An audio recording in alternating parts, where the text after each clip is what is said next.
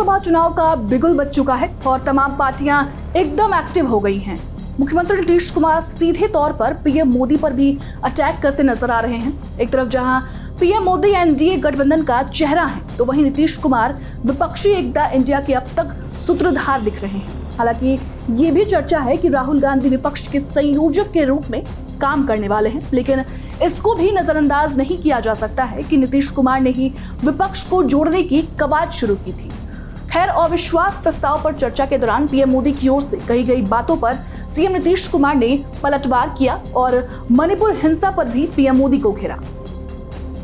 देखिए, जेडीयू कोई ऐसा मौका नहीं छोड़ रही है जिसमें बीजेपी पर जो है वो अटैक ना किया जा सके। आपको याद होगा, कुछ दिनों पहले भी लोकसभा में जेडीयू के राष्ट्रीय अध्यक्ष ललन सिंह ने बीजेपी पर जोरदार तरीके से अटैक किया था, कई सवाल भी किए थे। इसके जवाब में पीएम मोदी समेत एनडीए सरकार के तमाम नेताओं ने जेडीयू पर पलटवार भी किया था।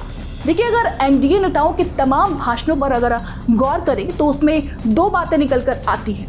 अमित शाह हो, चाहे वो रामकृपाल यादव हो, ज्योतिरादित्य सिंधिया हो, चिराग पासवान हो या निशिकांत दुबे की बात की जाए, तो तमाम नेताओं के भाषण में इस बात का जिक्र आपको जरूर दिखेगा कि नीतीश कुमार की पार्टी बिहार में तीसरे नंबर की पार्टी है।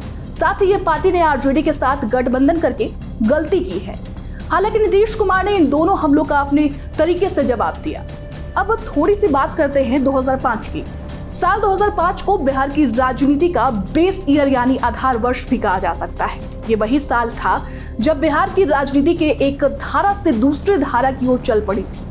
बिहार की राजनीति में लालू राबड़ी युग के बाद नीतीश कुमार की एंट्री हुई। 2009 में हुए लोकसभा चुनाव में बीजेपी और जेडीयू साथ मिलकर लड़ी थी। जेडीयू को लोकसभा में 20 सीट मिली थी, बीजेपी को 12 और आरजेडी 4 सीटों पर सिमट गई थी। 2014 में पीएम मोदी का चेहरा बनाए जाने से नाराज नीतीश कुमार ने बीजेपी का साथ जो है वो छोड़ दिया था और अकेले मैदान में उतर गए थे। लोकसभा चुनाव 2014 में बीजेपी को जहां 22 सीट मिली थी, एलजेपी को 6 मिली थी, जेडीयू को 2 सीटें मिली थी और कांग्रेस की बात की जाए तो कांग्रेस को 2 सीटें और आरजेडी को जो है वो 4 सीटें मिली थी।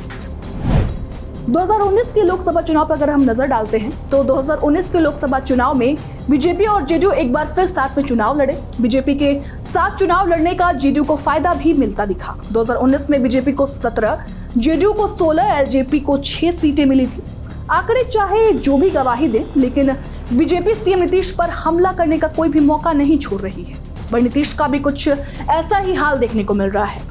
देखिए, नीतीश कुमार के जो तमाम बयान हैं जो आप देख रहे होंगे, उससे एक बात तो साफ है कि वो 2024 के लोकसभा चुनाव में बीजेपी और पीएम मोदी पर सीधा अटैक करने से कहीं नहीं चूकेंगे। नीतीश हर मोर्चे पर जवाब देने के लिए प्लान बना चुके हैं। साथ ही अटल बिहारी वाजपेयी को सम्मान देकर बीजेपी के समर्थकों और जो इस समय में बीजेपी से कुछ मुद्दों पर ही सही नाराज चल रहे हैं, उनको भी अपने पाले में करने का दांव खेल रहे हैं नीतीश कुमार।